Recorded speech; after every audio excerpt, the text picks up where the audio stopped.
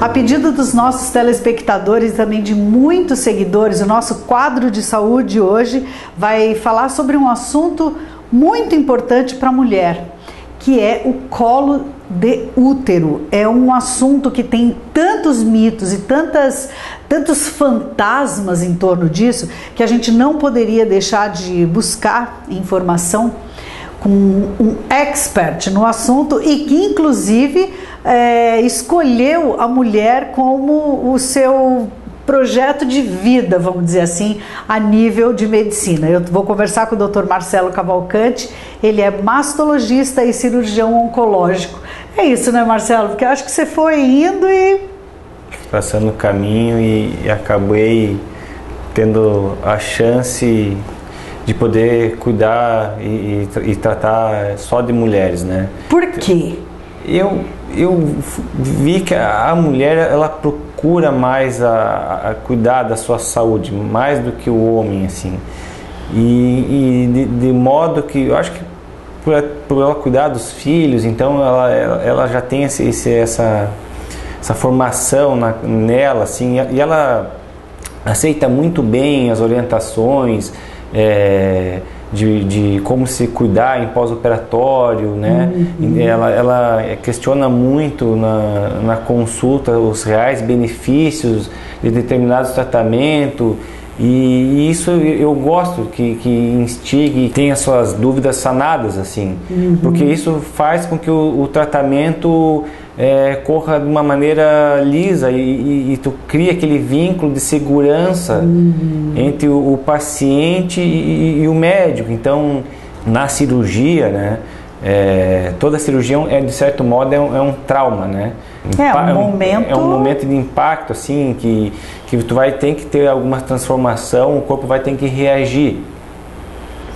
Em geral, assim, eu vejo que a mulher ela é muito positiva e se ajuda muito, e a cabeça é muito forte. Então, essa recuperação tem sido cada vez mais rápida, assim, e com a pandemia e com os avanços que teve na medicina. Hoje, assim, em geral, né, eu dou alta para 95%, vamos dizer, das minhas pacientes no dia da cirurgia. Imaginar que faz uma cirurgia de esterectomia e não fica mais internada, é praticamente um hospital dia, né? Então isso beneficia demais a pessoa, ela corre menos riscos de realmente, né, de contato com outros pacientes. Sim. Com outras doenças infecciosas, né, mais no período do Covid. Sim. Que a gente vivenciou. E eu vejo que elas recuperam super bem em casa. Em uma semana estão dirigindo um carro, voltam à sua autonomia, voltam a cuidar e volta a vida, né? Algumas começam, dependendo do trabalho, com 7, 10 dias está trabalhando novamente, né? É que eu acho que a tua conduta médica, ela é muito humanizada, e a mulher ela precisa desse aconchego, porque, gente, vamos combinar, nós estamos falando de útero, né? É um órgão que para a mulher significa a vida. É a vida. Né? Inclusive, até assim, eu quero comentar contigo e quero que você esclareça isso, porque eu sei que você é fera nesse assunto, de mulheres que têm que retirar o útero, mas não tiveram filhos, né? Isso é um fantasma na vida da mulher, né? Vamos falar um pouquinho disso, Marcelo, porque realmente eu acho que tem muitas mulheres que precisam ouvir as informações, né? Eu acredito que a paciente, né, a mulher, ela sempre tem que tentar, de repente, às vezes até pegar uma segunda opinião quando o tratamento que é dado para ela implica em esterilidade e ela não tem filho ainda. Porque existem muitas opções de fazer tratamento conservador.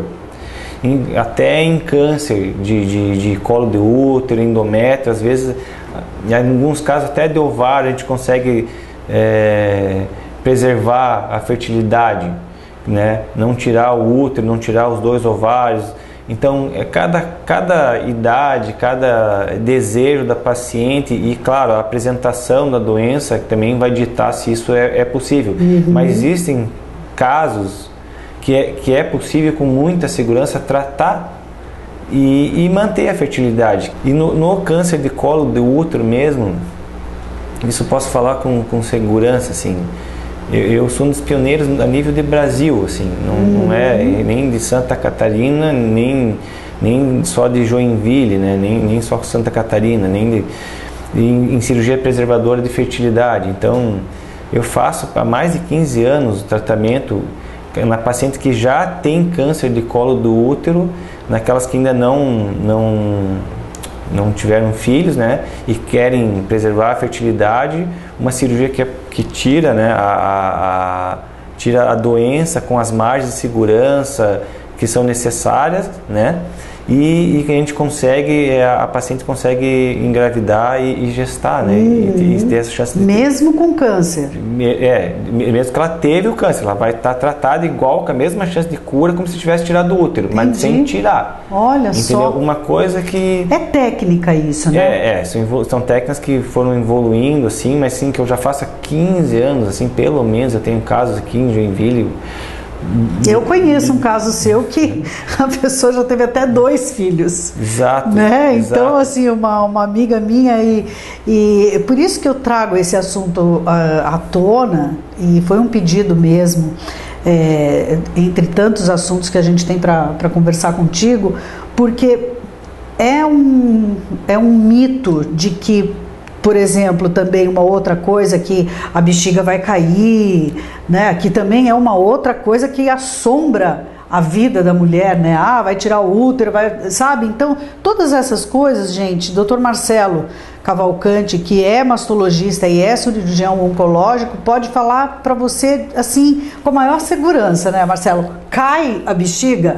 Não cai. Não cai. Pois é, eu tô rindo porque ele já tinha me falado isso antes, tá, não gente? Cai. Então, eu tenho várias pacientes, assim, que às vezes elas, né, falam, doutor, eu me arrependo de não ter feito essa cirurgia antes, porque tinham tantos temores que colocaram, né? Sim. Principalmente porque as pacientes mais velhas, às vezes a tia ou a avó, que fez a cirurgia em outra época, é que naquela época o tratamento realmente, o nome da cirurgia é o mesmo, é esterectomia, mas a via e como ela se faz hoje é completamente diferente. Diferente, né? Dificilmente hoje a gente vai fazer incisões abdominais grandes assim, né? Praticamente a gente opera tudo por cirurgia minimamente invasiva, né? E aí pode ser por laparoscopia, né? Que na linguagem popular a gente vê as pessoas falam, opera laser, né? Na verdade é com uma câmera pequena de 10 milímetros, dá 1 centímetro, né? E umas pincinhas de 5 milímetros, então são cortes extremamente pequenos, 5 milímetros, né? Metade de 1 centímetro. Então isso acarreta no quê? Muito menos dor no pós-operatório. E consegue-se fazer a mesma cirurgia com essas incisões pequenas, né? E isso implica em menos uso de analgésico e retomada das suas atividades, tanto de trabalho como a sua autonomia é muito mais rápido, né? De caminhar. E assim, mas o que essas pacientes escutam da vizinha? Não, mas tu vai fazer essa cirurgia, vai ficar com a bexiga caída, vai perder desejo sexual, né? Isso é outro tabu, né? E na verdade isso não tem acontece. Nada a ver uma coisa com a outra. Não, a gente não mexe na bexiga praticamente, assim. A parte de continência urinária, mesmo se a gente for ver, a maior parte das cirurgias de continência urinária é uma telinha que se põe quase na saída da urina ali no final. Não é lá no fundo do útero, não é ele que vai manter essa continência urinária. Na verdade, essa flacidez pode acontecer, essa flacidez tecidual pela idade, pelo número de partos, né? Uma queda hormonal. Então isso é uma coisa natural da mulher. Com útero, sem útero, tu vai ver que tem muitas amigas que vão ter perda urinária. Então não é a questão que tirou o útero que vai causar ou vai agravar. Uma outra coisa que eu queria te perguntar, o que causa o câncer de colo de útero?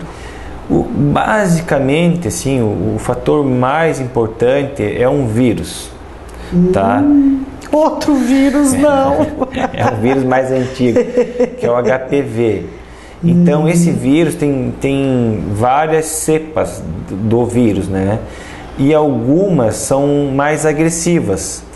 O homem dificilmente faz algum tipo de câncer importante com HPV. Ele pode ter câncer em orofaringe, pode ter câncer retal, mas assim, não é o comum, né? É bem menos comum do que a incidência de câncer de colo do útero, que no Brasil acho que é o terceiro câncer em incidência na mulher. Ele só perde para câncer de mama, que tem uma estatística, eu acho que de uns 50 mil casos por ano no Brasil, e o colo do útero vamos pensar que tem assim uns 18 mil casos por ano de câncer de colo de útero. Só que o colo de útero, né, pelo HPV, não é uma doença de rápida progressão, e se a gente tivesse uma cobertura vacinal e continuasse fazendo o preventivo, como é recomendado, a gente praticamente anularia. Cairia. Anula mesmo. Olha só. Porque é uma doença de país subdesenvolvido. Né? Isso é importante saber. Os países que fazem a prevenção e a vacinação têm uma queda importantíssima assim, na incidência desse câncer. Então, a mulher, quando pega o vírus, né, é como se eu falo assim, é como se fosse uma gripe do colo do útero. Né? O homem geralmente ele é assintomático, ele é muito mais resistente à infecção, então dificilmente ele faz alguma lesão em pênis, né? Porque é transmitido por relação sexual, basicamente, né? Na mulher, em alguns casos, ela faz uma gripezinha, mas assim, ela faz uma alteração no preventivo, né? Que vai aparecer, então, de uma célula normal, ela aparece uma alteração no preventivo, que chama alteração leve, assim. E isso geralmente, principalmente em paciente que não tem imunossupressão, não tem HIV, não é diabética, está bem nutrida, não usa imunossupressor para algum transplante ou alguma doença autoimune que precisa de corticoide. Essa doença geralmente ela é autocurável, só que não é uma gripe que dura 3 dias. É uma cura que leva às vezes 2, 3 anos. Entendi. Então o médico que está acompanhando essa paciente também tem que ter paciência para tratar e não ser muito agressivo na hora de indicar o tratamento, né? Saber a hora que falar, não, nesse caso infelizmente a defesa dela não está ganhando da doença, a doença está progredindo, se a gente deixar vai virar um câncer maior, é melhor operar nesse momento. Mas a grande maioria, a doença ela se cura espontaneamente, mas assim, num período de 2 a 3 anos. Então tu vê você tem que dormir com o inimigo e ficar gelo. Na verdade você tem um acompanhamento mais intensivo, né? Nesse período você faz o preventivo, tu detectou uma alteração, você não vai fazer daqui 2 anos, você vai fazer semestral. Você tem outros equipamentos, tem microscópios para tu confirmar que a doença está naquele estágio, tu usa outros corantes que não só o preventivo, né? E existem os exames de captura de HPV, que também vai dar o tipo de HPV, vai falar, porque aí é que tá, a vacina que a gente usa, ela cobre 4 tipos de vírus. Pois é. 2 que fazem lesão de pele, que quando tu olha, assusta, que são aquelas verrugas, que às vezes o homem pode ter no pênis e a mulher pode ter na vulva, e ela faz essas mesmas verrugas por dentro e no colo do útero. E essas verrugas são feias, mas elas não viram câncer, elas são uma doença benigna. Então aquilo existe com pomada ou cauterização, existe vários remédios, regride, né? Aquela verruga vai sair. Agora, tem 2 tipos que não fazem verruga. Ele faz uma alteração a nível de gene da célula, que ela começa a replicar e começa a fazer atipia e em algum momento ela vai virar um câncer, mas ela não faz uma lesão exuberante. Entendi. Então é uma lesão que a gente chama uma lesão subclínica, que tu só vai pegar no microscópio, e por isso da importância de se fazer o preventivo. O preventivo vem sido orientado que se colhe a partir dos 25, mas parece que esse ano houve alterações e passaram para 30 anos. Eu tenho sérias dúvidas sobre esse aumentar a idade da coleta, porque nem todos os países são iguais. Claro. Né? Então, o nosso país é um país que a idade de início da atividade sexual é muito antes, né? Muito antes. Esse colo de útero e esse útero, ela não está preparada para ter o contato com esse vírus. Ele ainda está desenvolvendo. E eu acho que quem tem condições faria o exame preventivo a partir do momento que começou a ter relação sexual. Desde que tenha um bom médico para saber interpretar o exame e saber que naquela idade vai se curar e seguir, não deixar, porque eu tenho vários pacientes com menos de 20 anos que fizeram câncer de colo do útero. Se ela fosse esperar até os 30, essa paciente tinha falecido, entende? Então, como ela fez o preventivo, ela pegou uma doença pequena, ela tratou e curou.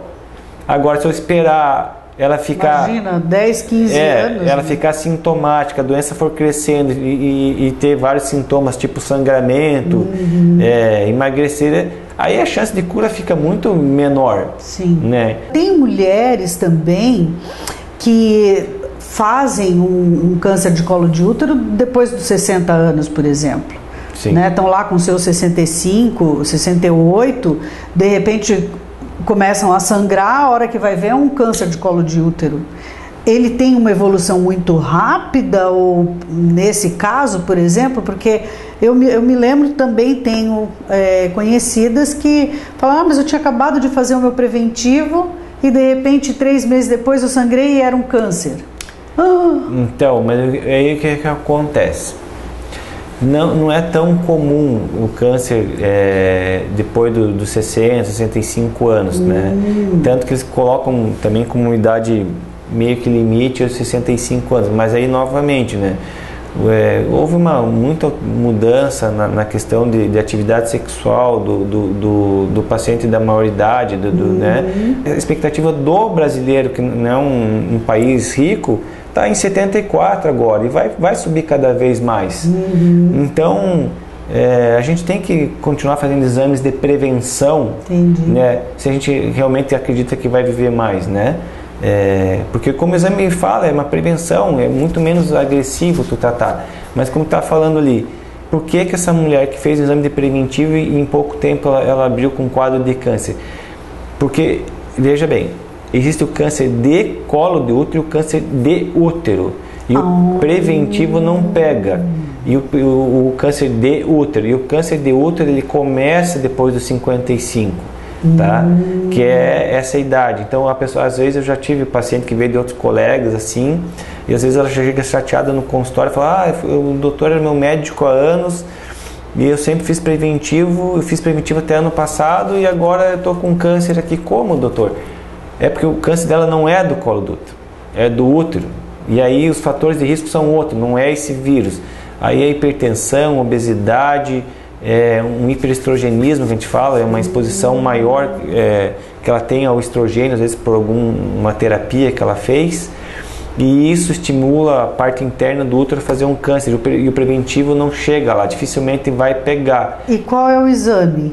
Esse é um câncer mais assim, ele acaba pegando em ultrassom, mas geralmente a queixa é pela queixa. A mulher ela já está na menopausa, porque a média de menopausa da brasileira é 48 anos. Então ela com 55, ela já fazia anos que não menstruava, porque ela falou, tive um sangramento. Então isso é o que chama atenção. A paciente que tem um sangramento na menopausa, ela não pode ter sangramento na menopausa. Não é normal, nunca é natural, não existe uma explicação para sangramento na menopausa. Se ela já está sem sangrar e teve um sangramento, sempre tem que investigar. E o exame inicial seria um ultrassom. E o que ele mostra? Ele pode mostrar várias coisas. A maior parte das causas de sangramento, graças a Deus, não é o câncer. Né? Existem várias doenças benignas, como tem umas verruguinhas dentro do útero, que chama de pólipo, que faz sangrar, atrofia, até por falta hormonal também faz sangrar. Mas em alguns casos existe então esse câncer de endométrio, que o sintoma é justamente o sangramento. E quando tu pega ele também, que ele dá esse sangramento, a grande maioria deles é curável. É curável, sim. É curável, né? Desde que ela não precisa passar por radioterapia, quimioterapia, todo esse não, a maior processo, parte não. Né? Opera e pronto. Geralmente a cirurgia nos estágios iniciais assim vai ser curativa e vai ser o suficiente para tratar. Eu estou conversando aqui com o Dr. Marcelo Cavalcante, ele é mastologista e também cirurgião oncológico. A gente fala do problema, mas fala da solução, né, Marcelo? Ainda bem que tem solução. Essa é a vibe desse quadro, que há 22 anos a gente está aí no ar, conversando sempre, levando muita informação, e a gente escuta constantemente, né, pessoas que assistem na TV ou que assistem nas redes sociais, nosso canal do YouTube, enfim, Instagram, Facebook, que o start, né, de muitas coisas aconteceu ouvindo, presenciando uma entrevista como essa. Então é um momento importante para a gente poder mostrar para vocês que nós temos excelentes profissionais em Joinville, e inclusive a gente faz questão de buscar essas informações sempre com aquele que a gente considera super, mas neste caso não sou eu que considero. O Marcelo é conhecido, é referência nacional e quiçá internacional, né? Porque tem gente do mundo inteiro que vem para Joinville operar contigo, né, Marcelo? Eu tenho paciente de fora. Hoje mesmo eu recebi uma paciente americana que vem dos Estados Unidos para operar aqui. Não é tão comum, mas tem, né? Mas é legal, né? Você legal saber disso, né? Porque essa é uma habilidade tua, né? É muito legal. Eu sou muito realizado, assim, com o que eu faço, e eu me sinto muito útil, assim, e vejo que as pacientes são muito gratas, assim, né? Eu leio os depoimentos que elas colocam em rede social, então isso é legal, que dá força, porque também o tratamento é difícil, né, do paciente de câncer, assim, né? Ele também não tem só sucesso, né? Tem doença, é uma doença complicada, né? Doença complicada. E a gente cria um laço muito grande, né? Então, esse retorno que a paciente dá pra gente é muito importante. Por isso que eu tô aqui. Porque ele é um querido, gente. Ele é o médico que toda mulher quer, gosta e precisa ter, né? O médico que te dá o aconchego, que te dá a esperança, que te fala a verdade, né? Que eu acho que tratar também com esse tema é muito... tem que ser uma pessoa sensível, né, Marcelo? Porque a mulher, quando te procura, ela procura porque ela tem um problema grave, né? E você dá esse aconchego, né? Você é conhecido por isso também, né? Não só pela tua competência, pelas técnicas que você utiliza, né? A paciente, eu sempre falo assim, ela tem que se sentir segura, né? Ela tem que entender o que ela tem para se sentir segura e ver se o que eu estou propondo como tratamento é o que ela imagina que é o que ela quer para ela, né? Porque que ele estava falando, né? Existem várias formas de tratar essa mesma doença que tem o mesmo nome, né? Não necessariamente tem que tirar útero, tu pode fazer químio, pode fazer rádio, tem cirurgias um pouco menores. Então, mas nesse leque que a gente tem de possibilidades de tratamento, a consulta te permite ver, individualizar para cada um o que é melhor. Então, tu conversando com a paciente, levando em consideração a apresentação, o tipo de doença, o estado geral da pessoa, que outras doenças ela tem, como é que é a história familiar, né?